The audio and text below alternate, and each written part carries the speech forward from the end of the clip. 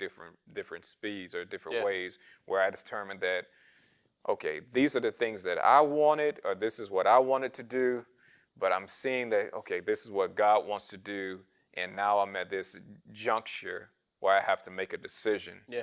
Am I going to continue to pursue what I want, or am I going all in, God, whatever you want from me? Yeah. What helps us get to that place and decide, God, what you want, that's what I want for my life. You know, and I don't want to take it out. I'm preaching from Abraham, right? We read it. Mm-hmm. I just believe he got tired. Yeah. And I believe that's just a lot of our realities, where you get to the point where I love how you say, where you just get to the point where I just want to see what God can produce. Yeah. Right. Like I know that may not sound as spiritual as some people want it to sound, but that's the literal feeling. Yeah. Of sometimes and I'm saying that to say, like, that happens on the mountaintop and the valley. Like when you, man, there's so many people that don't accept growth because growing can sometimes be intimidating. Yeah. Like accepting more can be intimidating because then you start to think about, how am I going to maintain the more? And man, so you can be blessed and stressed. And I believe that that's a picture of Abraham, where it's like, I know I'm blessed, right? More isn't the threat, right? But at the same time, like, to have to protect all I've gained, and that's where, of course, we see that, of course, reflected in Psalms 127 with Solomon, where it's like he has so much that now it's like, man, how do I protect all the much that I got? And it's like he got to the same point I believe Abraham was at. Like, you know what? If God doesn't build a house, the builder is in vain. If God doesn't protect the city, protecting it is useless. Like, you just get to the point to where it's like, like, no, like I just don't want what God hasn't provided, because it's stressful. Right. To even, some people think, man, it's stressful not having. It can be equally stressing having a lot and having to protect the lot that you got. Yep. And I think you just get to a point where you're like, you know what? None of this is a good way of living. Yep. Like, That's you know what the best way of living is? Putting it all in God's hands. And in doing that also means that I have to accept God's pace. Accept God's pace and accept God's way. And obviously that's the goal that we all want. I believe we all say that's what we're doing, but I can see the amount of worry in people's life, and I'm saying, like, you're not even confident that you are living by means God has provided for, because you're not exercising the level of peace that comes with knowing that God brought it. And I believe eventually you just run out of, like, being okay with that thought. Like, you run out of, like, you know what, you right. Yeah.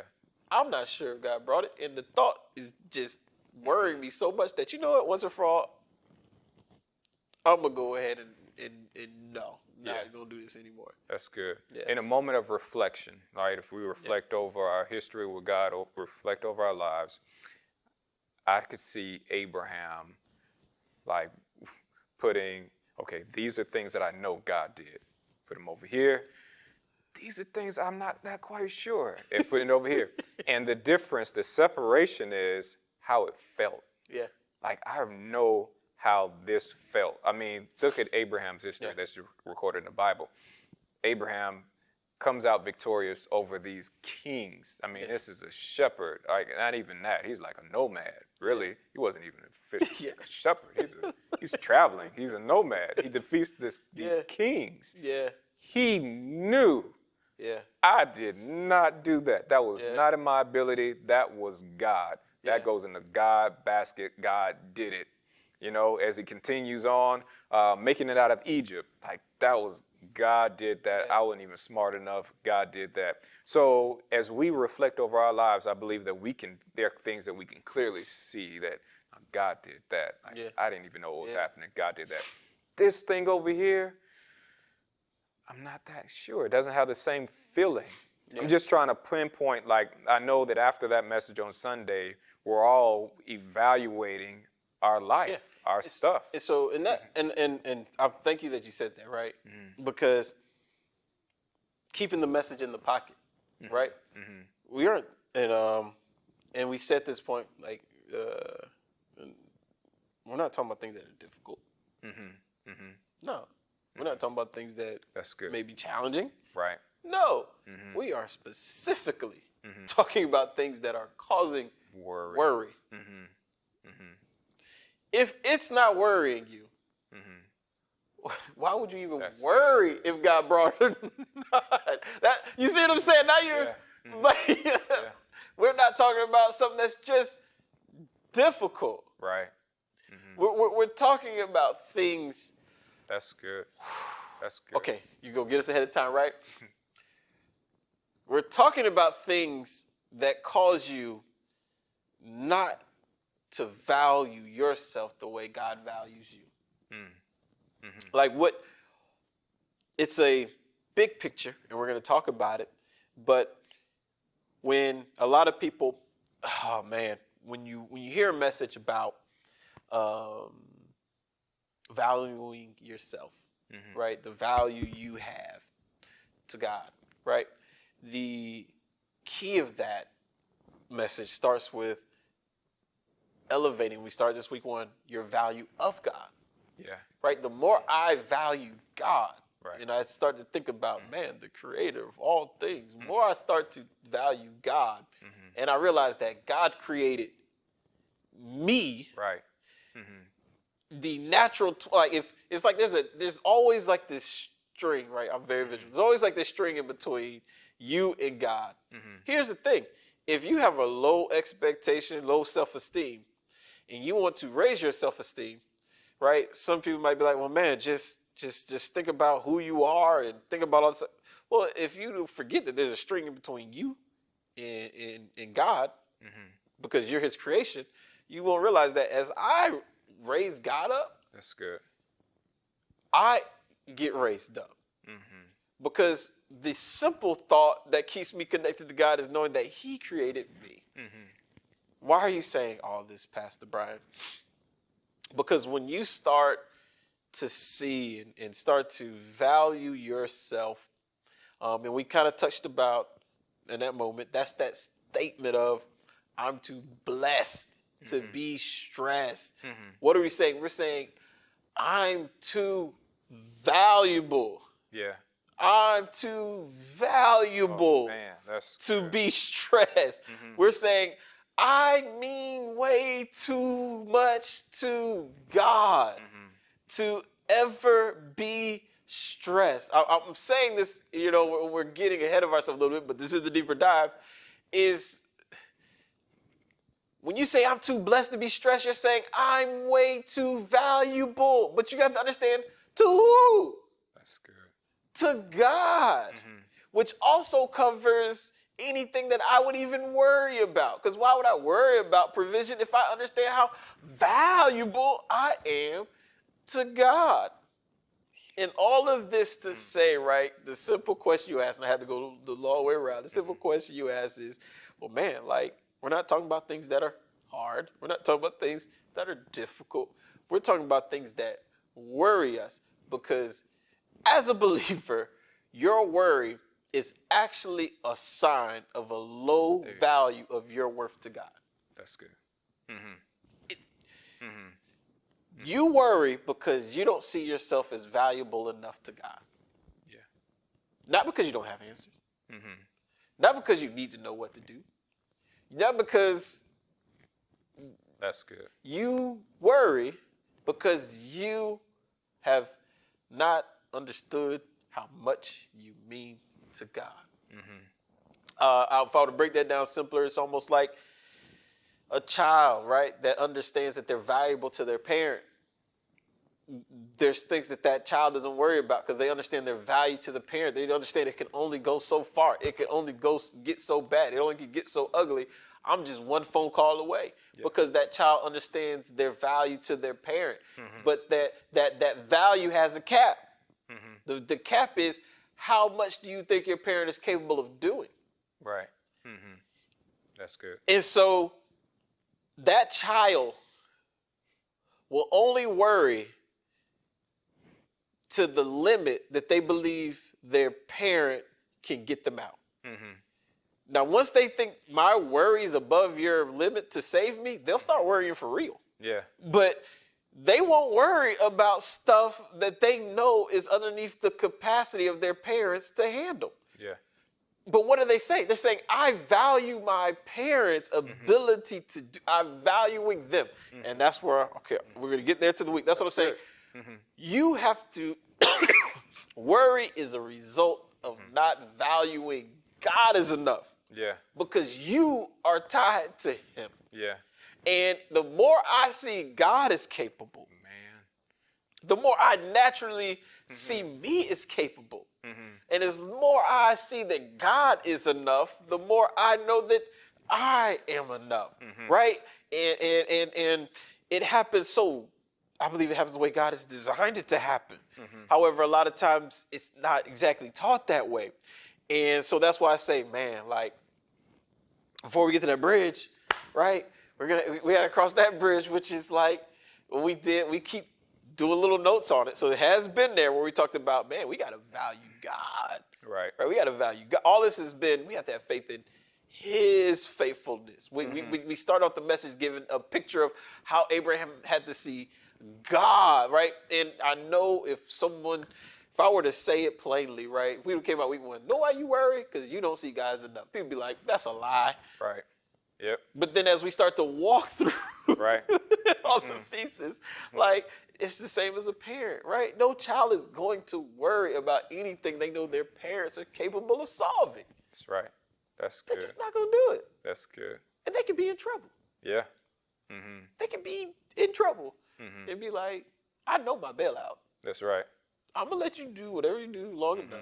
But I'll pick up that phone. I'll get the bailout if I have to. Yeah. Right? I'll call home. good. I'll go back home. That's like so That's there's good. only so much. There's only so much. Now I'm willing to, before I use a college life, like I'm willing to eat these crackers. I'm willing to eat these cheese. I don't call home. Just talk about every meal because I am eating something. Yeah. But the moment I get to nothing. That's right. I know where to go. So yeah, I may have adjusted my lifestyle. I may have done some things. But the moment I actually start to worry, That's good. why? Because I know, Yeah. right? And That's good. So worry is an indicator for us. So as we go through this process, I reflect over my life, I identify the areas of worry, and instead of worrying or being worried about what I'm worried about, I say, no, this is an indicator that I need to bring my value of God into this situation. And so even to keep going there, right? And I just love how God puts things together, right? He said worry is the result of unanswered questions, right? Yeah. But we're supposed to view Jesus as what? The answer. Yeah, this is okay. You went there. That's good. So the whole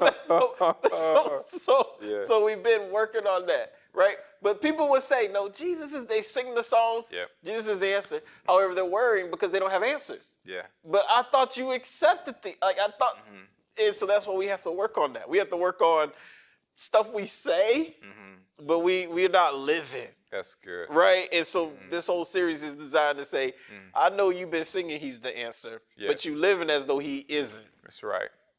Bring it all to the table. Right. That's good. He's the answer. What does that mean? That even when I don't know what to do, Yeah. he's the answer. That's good. Right? That's good. And so when we talk about like preaching the gospel message, right? I know that we have our ideas of what the gospel is, and most of the time we hear it and we relate it to the gospel is the cross or Jesus dying on the cross, resurrection. Yeah, that's definitely true. But it's the application of that is not limited to that. Yeah. Right. The application of the gospel is not limited to you being saved from hell, going to heaven. The full picture, the application of the gospel is the underlying tone of this message. It's like Jesus because of what Jesus did, because he is the answer, because of what Jesus did that got you salvation, being saved from hell, but that spread that over all the rest of your life. Like if he did that, he solved that problem, that included any other problem that you could face. Any other problem that you could face. So the truth is, like, we really have no problems. Like, today is really a good day to have a good day for the believer. Yes, sir. It's a good day to have a good day. Yes, sir. That's just good news to me. Sir. So it's like, us, what do we do? We can end on this last question. Right? So what do we do? What's a practical application of Sunday's message? Like if I heard the message, I'm going home, what do I do? I want to do something. I want to respond to that message. And what do I do? Yeah, so, I mean, the whole message was culminated to saying that there's some decisions that have to be made. Yes. There's decisions that have to be made. And really, that's where each one of us have to decide, like, and it depends on where it is for everybody. The moment a thought or worry comes, that's my decision point. And I would say, that's good. What am I inspiring and stirring people up to do is to say, as soon as that happens, go get you a piece of paper. Write it down. And use something to symbolize the altar. And allow that moment to minister to you. But what I'm absolutely asking people to do and saying is, man, make a decisive line that nothing should be worrying you. Nothing should be worrying you. And the moment something worries you, you do something to symbolize it being placed on the altar, and you don't worry about it anymore. That's good. That's good. Yes, sir. That's good. That's it. That's the template to receiving the good. That's the template to receiving the good. That's the template to being blessed and not stressed. And that's how we're going to live this worry-free life. Yes, sir. And I think that's an amazing thing. It's a bold thing to say to somebody. But we're going to have a whole nation full of people telling people that I'm not worried about nothing. Like, I'm not worried about nothing. Sir. And I know how to live that out. Yes, and I think that that's exciting. And if you're excited about that, let us know in the chat. Share, of course, do your digital discipleship, right? Share Sunday's message with all your worrying friends and family members, but also for those who you believe could receive a little more or deeper dive, then share the deeper dive with them, and let's get the most fruit. Let's get all the fruit we can from the times that we spend in the Word together. Sunday, Tuesday, Thursday, let's soak it up. So we appreciate this time that we got to spend with you today. Looking forward to Thursday. And hey, until we see you again, just be most blessed. Amen.